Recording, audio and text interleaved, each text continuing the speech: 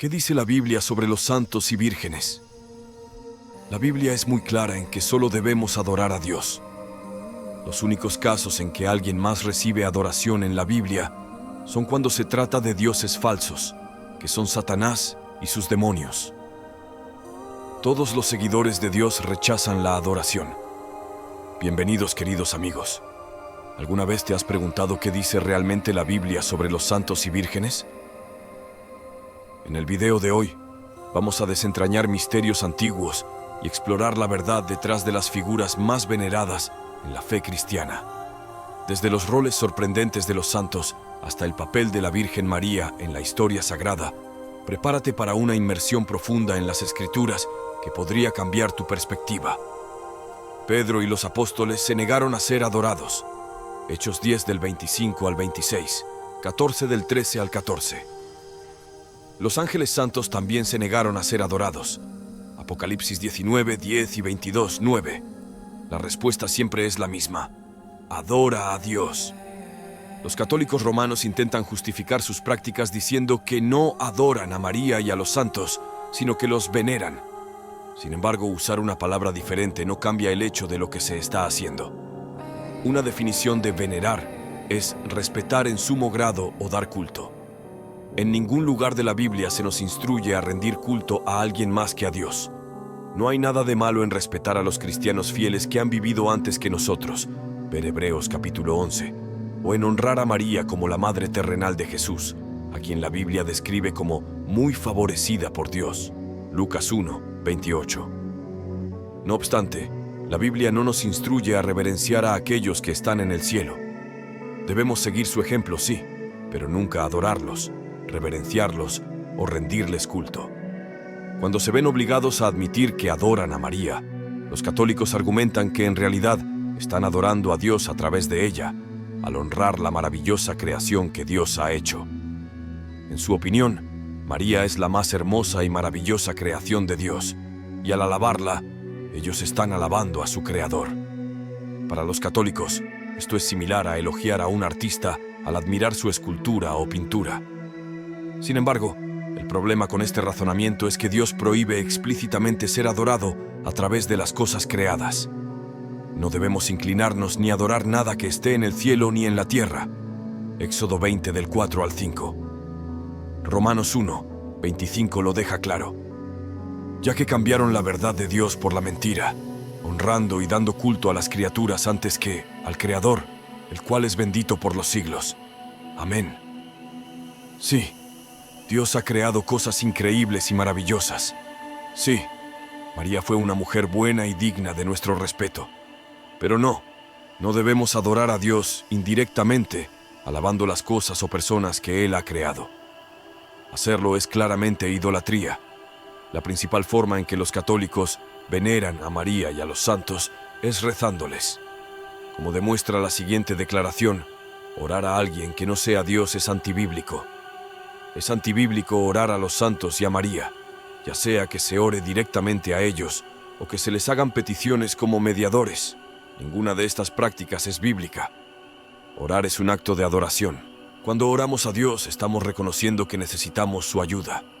Al dirigir nuestras oraciones a alguien más que no sea Dios, le estamos robando a Dios la gloria que solo le pertenece a Él. Otra manera en que los católicos veneran a María y a los santos es creando estatuas e imágenes de ellos. Muchos católicos utilizan estas imágenes como amuletos de la suerte. Una lectura superficial de la Biblia revelará que esta práctica es un claro acto de idolatría. Éxodo 20 del 4 al 6, Primera de Corintios 12, 12, Primera de Juan 5, 21. Frotar las cuentas del rosario es idolatría.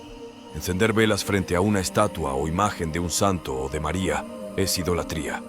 Enterrar una estatua de José con la esperanza de vender tu casa, entre otras numerosas prácticas católicas, también es idolatría.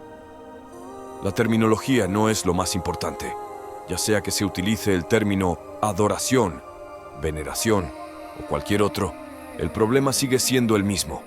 Cada vez que atribuimos a alguien más lo que solo le corresponde a Dios, estamos cometiendo idolatría. En ninguna parte de la Biblia se nos enseña a reverenciar, orar, depender o adorar a alguien que no sea Dios. Debemos adorar únicamente a Dios. La gloria, la alabanza y el honor pertenecen solo a Él. Solo Dios es digno de recibir la gloria y la honra y el poder. Apocalipsis 4, 11. Solo Dios merece nuestra reverencia, adoración y alabanza. Nehemías 9, 6. Apocalipsis 15, 4. ¿Está bien rezar a los santos? Tanto María como Teresa se consideraban buenas católicas y creían en los santos. María pensaba que podía invocarlos para pedirles ayuda, mientras que Teresa solía rezarle al santo, patrón de su pueblo, y también a la santa cuyo nombre llevaba. Al igual que ellos, millones de personas en todo el mundo rezan a sus santos para pedirles bendiciones. Según la obra católica El Magisterio de la Iglesia, los santos interceden en favor de los hombres, y es bueno y provechoso invocarlos con nuestras súplicas y recurrir a sus oraciones, ayuda y auxilio para impetrar o suplicar beneficios de Dios. Pero, ¿cómo ve Dios esta práctica? ¿Es aceptable para Él que roguemos a los santos que intercedan por nosotros? Analicemos lo que dice la Biblia al respecto. ¿Deberíamos invocar a los santos? En la Biblia no hay ni una sola mención de que los fieles siervos de Dios rezaran a los santos. ¿A qué se debe esto? El diccionario de la Biblia de W.R.F. Browning señala que las peticiones de intercesión de los santos aparecen por primera vez en el siglo III, es decir, unos 200 años después de la muerte de Cristo. Por lo tanto, esta tradición no se originó con Jesús ni con los escritores bíblicos inspirados que documentaron su ministerio. La Biblia insiste repetidamente en que solo debemos orar a Dios, haciéndolo en el nombre de Jesucristo. Como dice Juan 14, 6, la Biblia católica para jóvenes: Yo soy el camino, la verdad y la vida. Nadie puede llegar hasta el Padre, sino por mí. Estas palabras concuerdan con lo que Jesús enseñó en Mateo 6 del 9 al 13, donde recomendó a sus discípulos: Ustedes, pues, tienen que orar de esta manera: Padre nuestro que estás en los cielos, santificado sea tu nombre. Mateo 6, 9. Es claro que nuestras oraciones deben dirigirse solamente a nuestro Padre Celestial. Este principio es fundamental en la enseñanza bíblica. Orar es una forma de adoración. Según The World Book Encyclopedia, oración denota pensamientos y palabras reverentes dirigidos hacia Dios, dioses, diosas u otras entidades u objetos de adoración. Rezar es una importante forma de adoración en casi todas las religiones del mundo, cursivas nuestras. Pregúntese, ¿sería apropiado arrodillarse y adorar con rezos a alguien que no sea nuestro creador y dador de vida? Salmo 36, 9. Jesús dijo: Los verdaderos adoradores adorarán al Padre con espíritu y con verdad, porque el Padre busca a los de esa clase para que lo adoren. Juan 4, 23.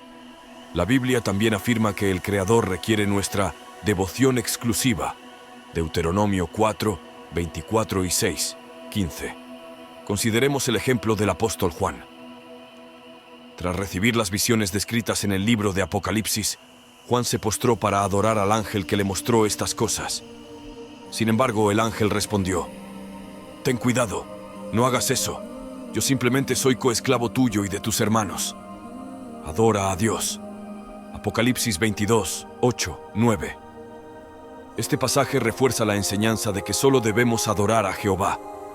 En conformidad con esto, Dios es el único que puede ser llamado oidor de la oración. Salmo 65, 2. Como el Todopoderoso, solo Él tiene la autoridad, el conocimiento y el poder para conceder cualquier petición legítima que le hagamos.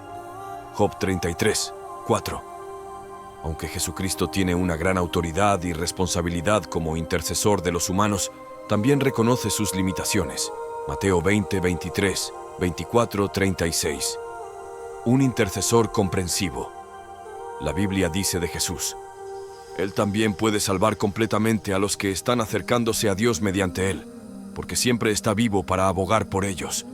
Hebreos 7, 25.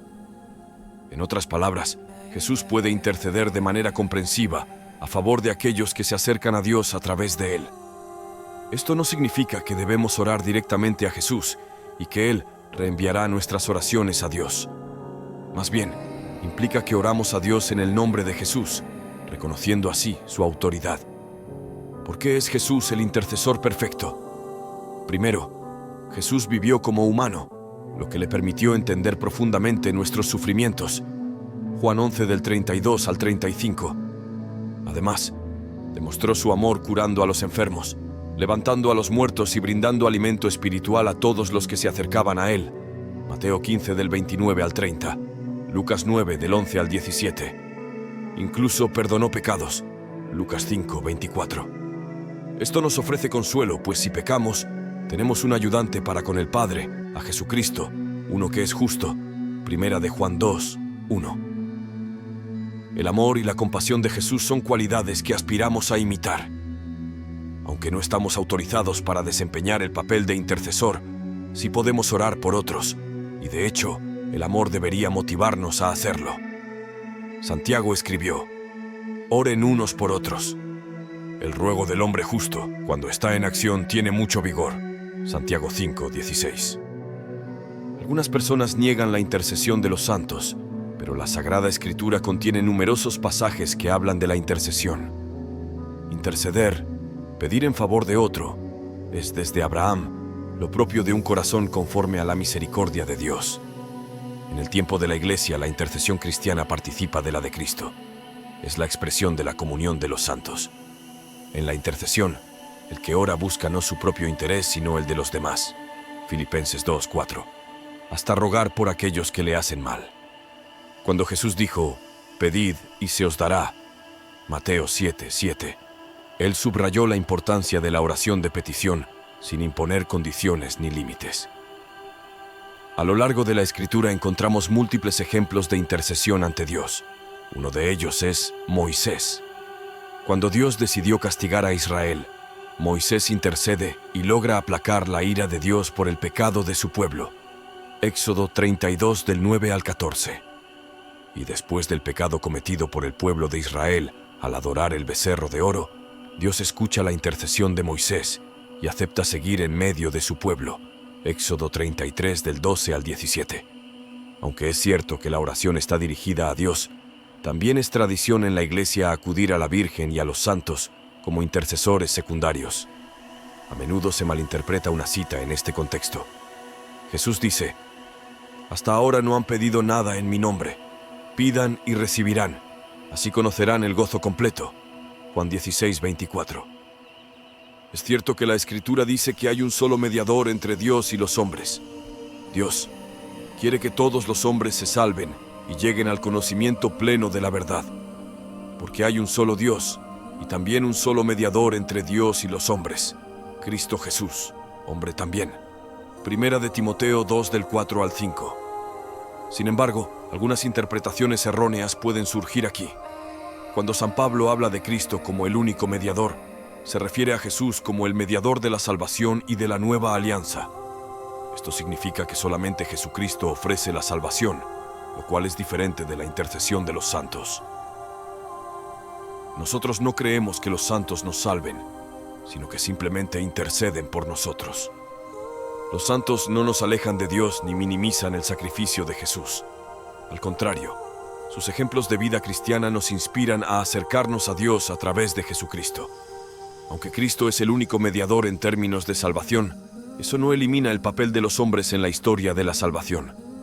Cristo es el mediador para la salvación, mientras que los hombres actúan como intercesores para recibir bendiciones y favores de Dios, quien es el que tiene el poder. Cuando la Iglesia Católica afirma que los santos son intercesores ante Jesucristo, no significa que ellos realicen milagros por sí mismos. Es Dios Padre quien realiza las maravillas. La intercesión de los santos no implica que pidamos la acción o el milagro directamente a ellos, sino que, a través de su intercesión, dirigimos nuestra petición a Dios. La oración del cristiano, cuando pide la intercesión de un santo, es en Cristo, como se evidencia en el milagro de Caná de Galilea. En esa ocasión, María intercede ante Jesús, pidiendo la gracia para los anfitriones. Sin embargo, el milagro no es atribuido a María, sino a Jesús, quien utilizó la intercesión de su madre para adelantar la manifestación de su divinidad como Mesías. No debemos pensar que Cristo queda fuera de la oración. Al contrario, nuestra oración está intrínsecamente ligada a la mediación de Cristo. La mediación de los santos no excluye a Cristo, sino que se participa de su mediación. Es un error creer que los santos no pueden interceder. Dios es el Dios de los vivos, no de los muertos, y el amor de los santos sigue siendo efectivo.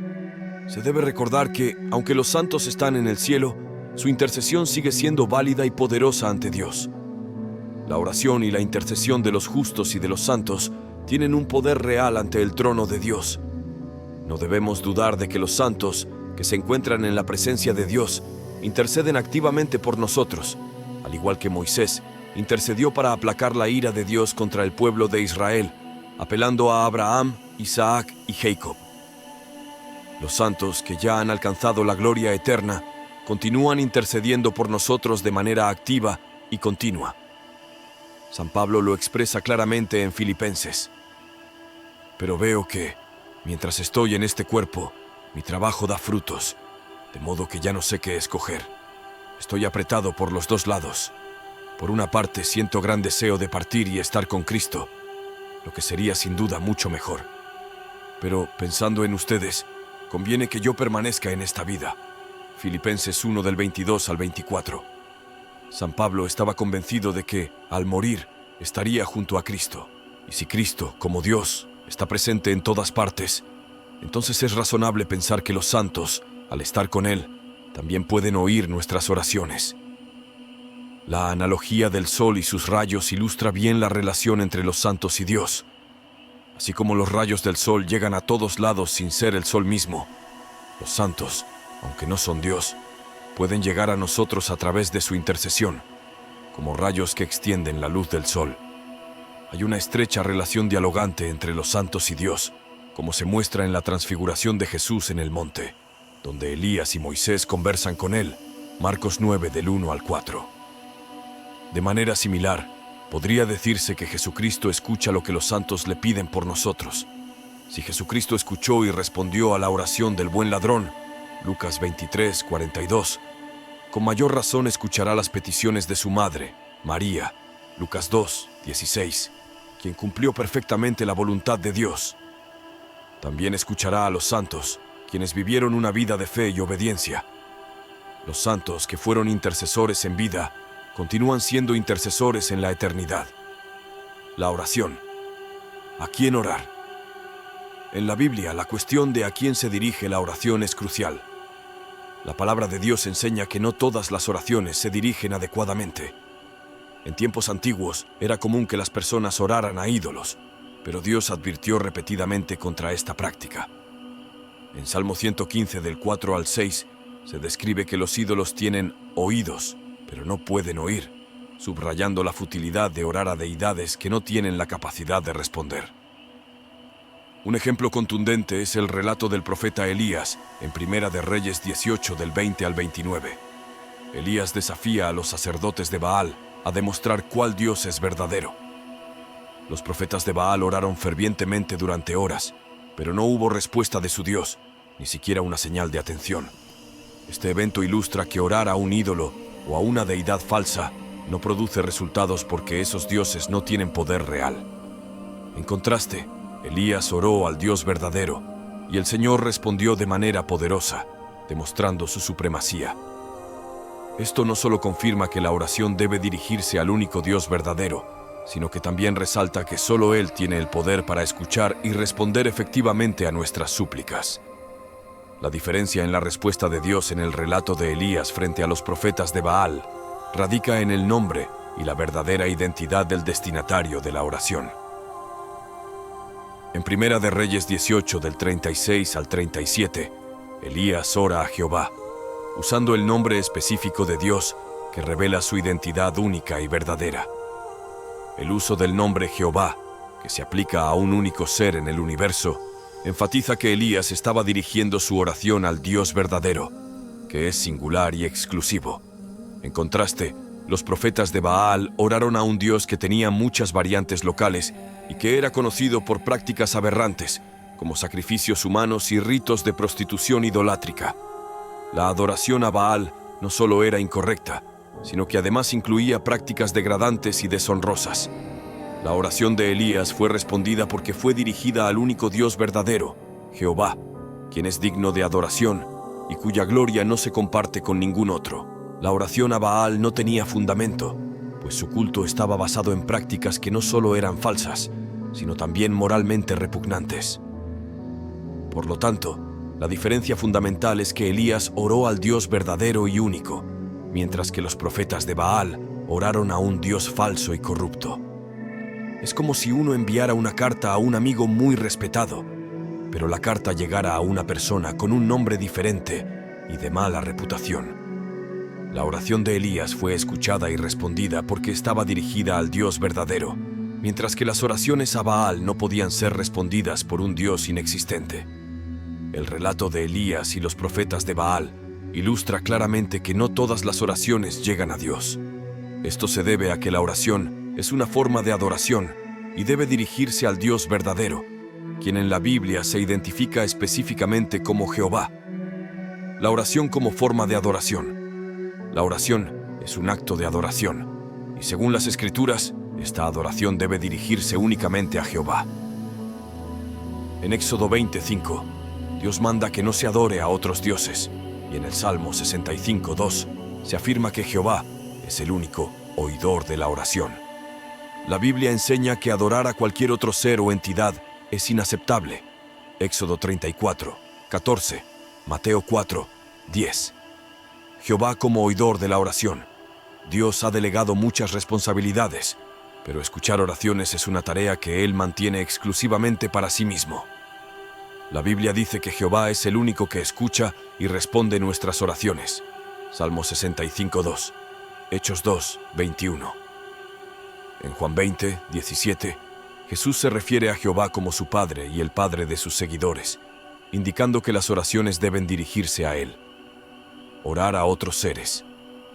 La Biblia no manda orar a Jesús, a María, a los santos o a los ángeles. Aunque Jesús es el mediador entre Dios y los hombres, 1 de Timoteo 2:5, las oraciones deben ser dirigidas a Jehová, el Padre, en el nombre de Jesús. Juan 14 del 13 al 14. Jesús mismo oró a Dios el Padre y enseñó a sus discípulos a hacer lo mismo. Mateo 6:9. La necesidad de orar a Jehová. Aunque Jehová es el destinatario de nuestras oraciones, es fundamental que la oración sea sincera y conforme a su voluntad. La Escritura indica que no todas las oraciones serán escuchadas si no están dirigidas correctamente y hechas con el corazón puro. Santiago 4:3, Mateo 6:7. En nuestro viaje a través de las enseñanzas bíblicas sobre los santos y vírgenes, hemos explorado cómo la Biblia aborda la intercesión y el papel de estos personajes en la vida de fe. A medida que desentrañamos estos conceptos, es crucial recordar que la Biblia nos enseña a dirigir nuestras oraciones y devoción directamente a Dios. Aunque los santos pueden ser ejemplos inspiradores y modelos a seguir, la intercesión de Jesús es única y fundamental, ya que Él es el único mediador entre Dios y los hombres. Este entendimiento nos ayuda a apreciar la profundidad de nuestra relación con Dios y el papel central de Cristo en nuestra vida espiritual. La verdadera esencia de la fe cristiana no reside en la veneración de figuras, sino en la adoración sincera y exclusiva de Dios, el Creador y Salvador. La intercesión de los santos, aunque valiosa en el contexto de su vida ejemplar y sus oraciones por nosotros, debe siempre llevarnos a una conexión más profunda con Dios y un entendimiento más claro de nuestra relación con Él. Al reflexionar sobre el papel de los santos y vírgenes, recordemos que nuestra adoración y nuestras súplicas deben estar centradas en Dios, quien es el único que puede conceder nuestras peticiones y guiar nuestra vida espiritual. Finalmente, la moraleja es clara. Mientras los santos pueden servir como ejemplos de fe y dedicación, nuestra devoción y oración deben estar dirigidas a Dios. La verdadera fuerza de nuestra oración y nuestra relación espiritual proviene de nuestra conexión directa con Él, en la cual Jesús actúa como nuestro mediador. Al mantener esta perspectiva podemos honrar a los santos y a las figuras sagradas de manera adecuada, sin desviar el foco de nuestra adoración y confianza en el único Dios que nos escucha y responde. Te invito a orar junto a mí. Querido Dios y Padre Celestial, Hoy venimos ante ti con corazones humildes y agradecidos, reconociendo tu grandeza y amor infinito. Gracias por el don de tu Hijo Jesucristo, nuestro único mediador y Salvador. Te pedimos que, a través de esta oración, nos acerques más a ti, fortaleciendo nuestra fe y guiándonos en nuestro camino espiritual. Ayúdanos a entender y vivir tu voluntad y a buscar siempre tu dirección en nuestras vidas. Te agradecemos por los ejemplos de los santos y vírgenes que han vivido vidas de fe y dedicación. Inspíranos a seguir sus pasos y a vivir con el mismo fervor y devoción que ellos demostraron. Sin embargo, te pedimos que nos mantengas enfocados en ti, como nuestro único Dios y Salvador, y que nos recuerdes que todas nuestras oraciones y súplicas deben ser dirigidas a ti, quien escucha y responde a nuestras peticiones. Finalmente, te rogamos que nos des la sabiduría y la fortaleza para vivir en armonía con tu palabra, y que tu Espíritu Santo nos guíe y nos fortalezca cada día. Que nuestra vida refleje tu amor y gracia, y que siempre podamos encontrar en ti la paz y el consuelo que buscamos. En el nombre de tu Hijo amado, Jesús, oramos. Amén. Ahora tengo una pregunta para ti. ¿Cuál es la manera en que te ayuda la oración a mantener tu conexión con Dios en tu vida diaria? ¿Tienes algún ejemplo de cómo la oración ha influido en tu camino espiritual? Compartir nuestras experiencias y estrategias puede ser una fuente de apoyo y crecimiento personal. Anímate a compartir tus pensamientos. Si este contenido te ha sido de valor, te pido que me apoyes con tu suscripción para que no puedas perderte ninguno de nuestros próximos videos. Juntos, podemos iluminar más mentes y expandir nuestro entendimiento. Gracias por haber estado aquí. Hasta la próxima y que la luz ilumine tu camino.